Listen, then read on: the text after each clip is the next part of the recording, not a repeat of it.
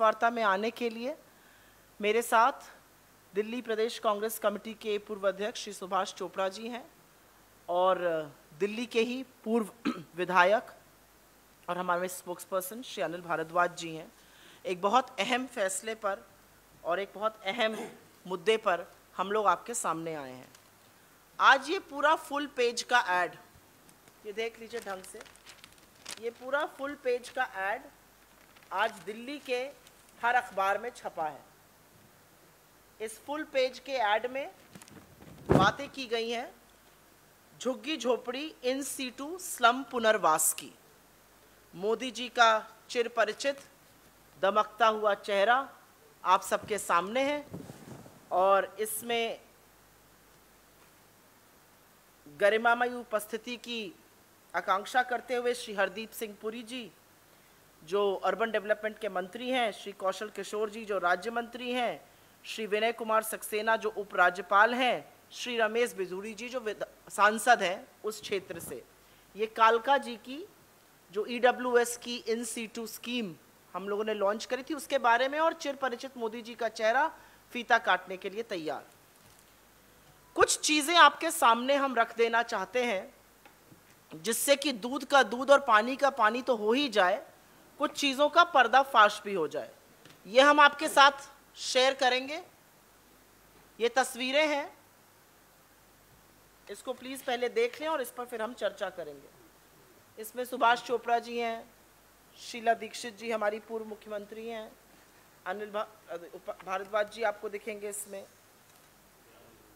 राहुल गांधी जी 2015 में जब चुनाव प्रचार में थे तो इस स्थान पे गए थे जहां पर ये बनके तैयार है। अब पेपर का ऐड कहता है, पेपर का ऐड कहता है कि कालका जी में बने 3024 नए फ्लैटों का उद्घाटन होने जा रहा है। क्या इससे किसी को कोई आपत्ति होनी चाहिए? और जो बीन बजाते हैं, चरण चुंबन करते हैं, उन्होंने ऑलरेडी माहौल बनाना शुरू कर दिया है, किसी को कोई आपत्ति नहीं होनी चाहिए। लेकिन कुछ तथ्यों को आपके सामने रखना जरूरी है। फीता काटने के शौकीन हैं मोदी जी। ये 3024 वो फ्लैट हैं इन सीटू स्कीम, और इन सीटू स्कीम क्या है? जहां झुग्गी वहीं पर मकान, यथास्थाने मकान मिलना गरीब लोगों को, वो है इन सीटू स्कीम। इस स्कीम का शिलान्यास 18 सितंबर 2013 को पूर्व मुख्यमंत्री हमारी आदरणीय स्वर्गीय श्रीमती शीला दीक्षित जी ने किया था। 8064 कुल घर बनने थे। फेज 1 में 3024 घर बनने थे। फेज 1 2013 में शुरू होता और 2016 में खत्म हो जाता। 3 साल के अंदर फेज 1 खत्म हो जाता। वो फेज 1 2013 का 2022 में खत्म हो रहा है, 9 साल बाद, 6 साल के विलंब से। इस प्रोजेक्ट की टोटल कॉस्ट फेज 1 की 206 करोड़ रुपए थी। यह बना कितने में है? 345 करोड़ रुपए में, करीब 68% वृद्धि के साथ। इसमें 2-4 चीजें पते वाली हैं। ये DDA ने बनवाया है। DDA is the richest autonomous body in Delhi. DDA urban development मंत्रालय, हरदीप सिंह पुरी मोदी जी के चहेते मंत्री, बड़बोले मंत्री के डिपार्टमेंट में आता है। और DDA का जब फाउंडेशन हुआ था तभी से दिल्ली के 3 विधायक और 2 कॉरपोरेशन के सदस्य उसके मेंबर होते हैं। तो फेज 1 जिसका आज चमचमाता उद्घाटन होगा, जो 6 साल के विलंब और 68% पैसे की वृद्धि के बाद बन रहा है, DDA की बॉडी में आम आदमी पार्टी के अरविंद केजरीवाल जी के विधायक भी शामिल थे। क्या आपने एक बार भी उनके मुंह से इस विलंब पर एक भी शब्द सुना है, या एक चिट्ठी, एक प्रेजेंटेशन, एक मिलने का जिक्र सुना है कि इस स्कीम का, इन सीटू स्कीम का 6 साल से विलंब क्यों चल रहा है?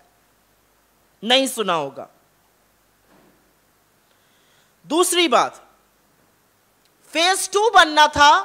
जब फेज 1 बन के तैयार हो जाता, लोग उस घर में चले जाते, जो जगह खाली होती वहां पर फेज 2 बनना था।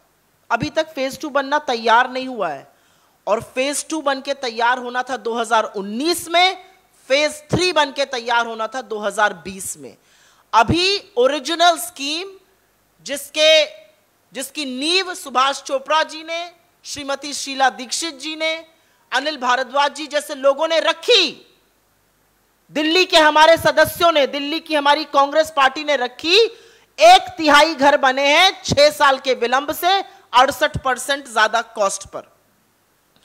आगे की बातें खुद सुभाष चोपड़ा जी और अनिल भारद्वाज जी आपसे बताएंगे, लेकिन 2-4 चीजें मैं संक्षिप्त में बता देती हूं।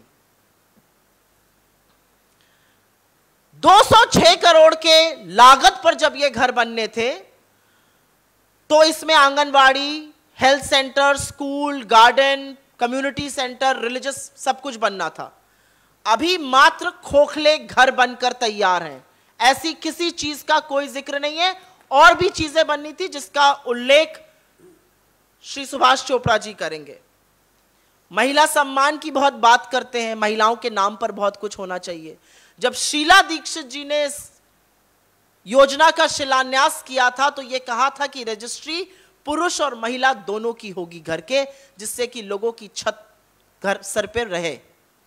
महिलाएं बाहर, रजिस्ट्री सिर्फ अब पुरुष के लिए हो रही है। तो खोखले दावे, खोखले वादे करने वाली इस सरकार ने एक बार फिर से दिखा दिया है कि दूसरों के लगे पेड़ के फल तो ये तोड़ेंगे, वाहवाही भी कमाएंगे, लेकिन उसमें भ्रष्टाचार भी होगा, उसमें विलंब भी होगा, और जो इनके मौसेरे भाई हैं अरविंद केजरीवाल जी, वो एक सवाल भी नहीं पूछेंगे। लब्बो लबाब ये है, जब 4 बजे आज मोदी जी फीता काटेंगे, तो उनके सामने ताली बजाने के बजाय 2 प्रश्न पूछिएगा कि ये स्कीम कांग्रेस की बनाई हुई थी, 6 साल विलंब से क्यों है, और दूसरा 206 करोड़ पे बननी थी, 345 करोड़ कैसा खर्चा हो गए। बाकी सुविधाओं के बारे में आपकी क्या मत और विचार हैं। मैं चाहती हूं कि पहले सुभाष चोपड़ा जी आपको और डिटेल में इसके बारे में और जो चीजें मिसिंग हैं वो बताएं, और उसके बाद कुछ कमेंट्स हम लोग भारद्वाज जी से भी लेंगे। धन्यवाद सुप्रिया जी, आप सबका स्वागत। देखिए, विस्तार में काफ़ी चीज़ें सुप्रिया जी ने बताई। सच्चाई ये है कि स्कीम को चालू करने के लिए it took me 4 years to get clearance from various agencies. Delhi में कोई भी नई स्कीम बनाने के लिए डीडीए को अगर इंस्टीट्यूट स्कीम स्टार्ट करनी थी, तो 18 एजेंसी से परमिशन लेने के बाद ये स्कीम तैयार हुई। I became a member of DDA.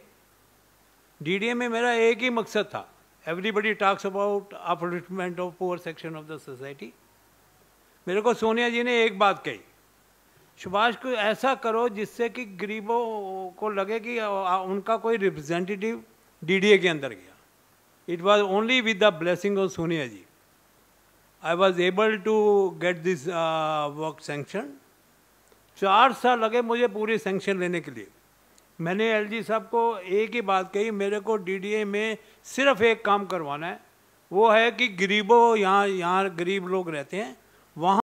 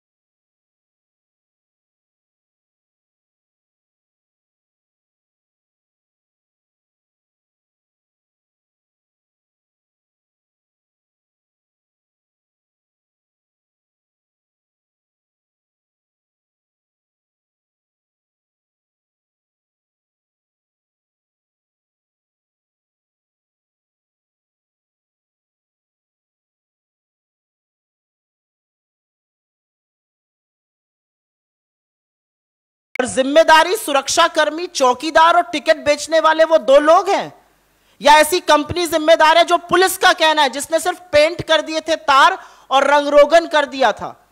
Modi ji वहां पर गए, अस्पताल की पुताई हो गई, अस्पताल की रातों रात चकाचक हो गया, अस्पताल की तस्वीरें बढ़िया आए, लोगों से मिलकर वो चले गए। क्या कौन जिम्मेदार है इन लोगों की मौत का? पहले तो मुझे यह बताया जाए। म्युनिसिपल कमिश्नर का नाम नहीं है एफआईआर में, कंपनी के एमडी का नाम नहीं है, अर्बन डेवलपमेंट मिनिस्ट्री जिसके मंत्री खुद और खुद मुख्यमंत्री है उनका नाम नहीं है। मोदी जी जाते हैं और चल के चले आते हैं। क्या बात आप कर रहे हैं? गुजरात में चुनाव के दौरान यह घटना हुई है। चुनाव के दौरान 2016 का मोदी जी का वो बेहद शर्मनाक वक्तव्य मेरे कानों में अभी भी गूंज रहा है कि देश का प्रधानमंत्री एक ऐसी अशोभनीय और गिरी हुई बात कर सकता था जो उन्होंने बंगाल में एक्ट ऑफ गॉड और एक्ट ऑफ फ्रॉड करी थी। अगर वो एक्ट ऑफ गॉड और एक्ट ऑफ फ्रॉड था तो ये क्या है? सवाल इस बात का है।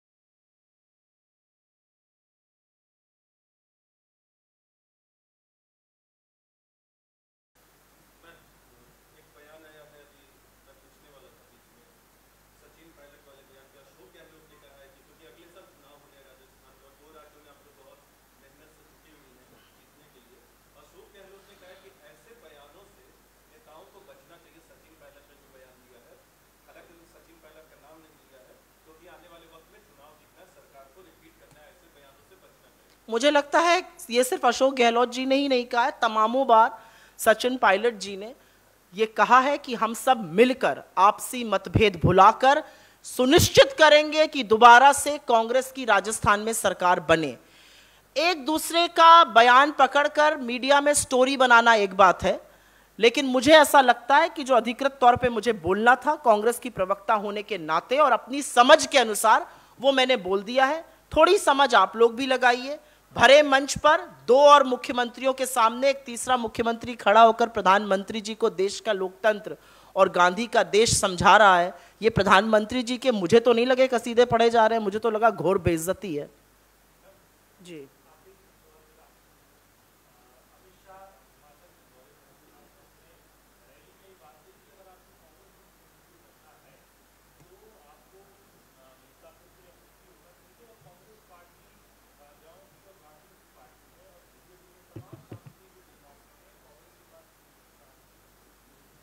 जय शाह पुत्र अमित शाह, पंकज सिंह पुत्र राजनाथ सिंह, नीलेश राणे पुत्र नारायण राणे, अनुप्रिया पटेल पुत्री सोनेलाल पटेल, हमारे कभी अपने होते थे ज्योतिरादित्य सिंधिया पुत्र श्री माधवराव सिंधिया, देवेंद्र फडणवीस पुत्र गंगाधर फडणवीस, अनुराग ठाकुर पुत्र प्रेम कुमार धूमल, पीयूष गोयल पुत्र वेद प्रकाश गोयल, किरण रिजिजू पुत्र रिंचिन खारू, भारती प्रवीण पवार पुत्री अर्जुन पवार, श्री आरपीएन सिंह कभी हमारे होते थे पुत्र सीपीएन सिंह, अरुण सिंह धूमल भाई अनुराग ठाकुर, पंकजा मुंडे पुत्री स्वर्गीय श्री गोपीनाथ मुंडे, पूनम महाजन पुत्री प्रमोद महाजन, आकाश विजयवर्गीय पुत्र Kailash Vijayvargiya,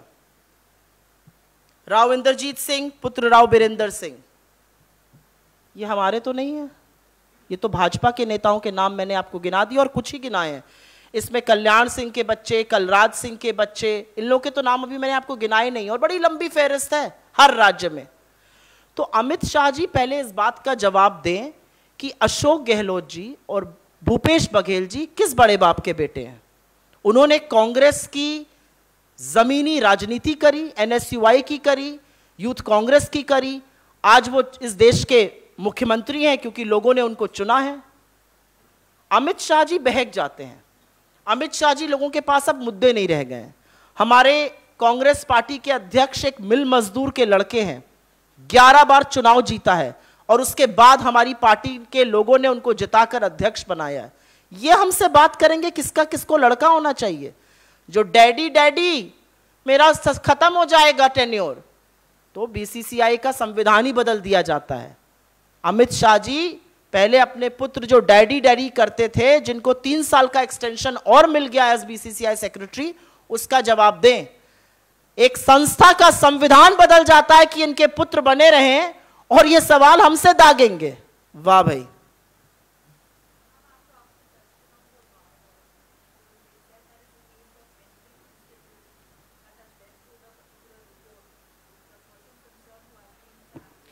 I have only one point to make from this platform. I hold no brief for any news agency or any news platform.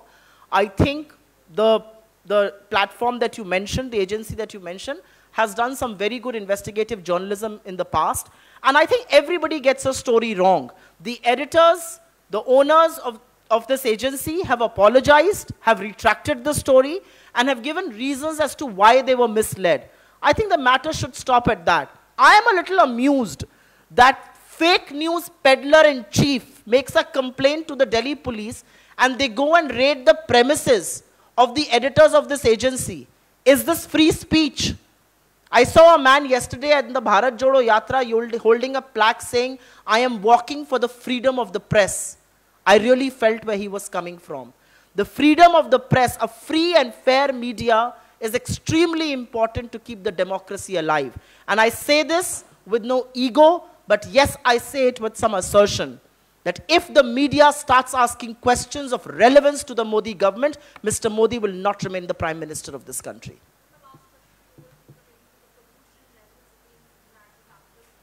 Let's take this offline. Thank you. Let's take this offline. Thank you. Thanks very much. बहुत बहुत धन्यवाद आपका। ये दिल्ली की कहानी बहुत ज़रूरी है क्योंकि फर्जी फीते काटने वालों का पर्दाफाश करना भी ज़रूरी है, जैसे कि श्री सुभाष चोपड़ा जी ने यहाँ पर आपको काफ़ी विस्तार से बताया। इसको प्लीज़ कवर करें और लोगों को इस सामने दिखाएं कि वो घर कहाँ है जो अभी तक बने ही नहीं है। ये तो पहला ही फेज़ बन के तैयार हुआ है, घर तो सारे 2020 तक बन जाने थे। धन्यवाद।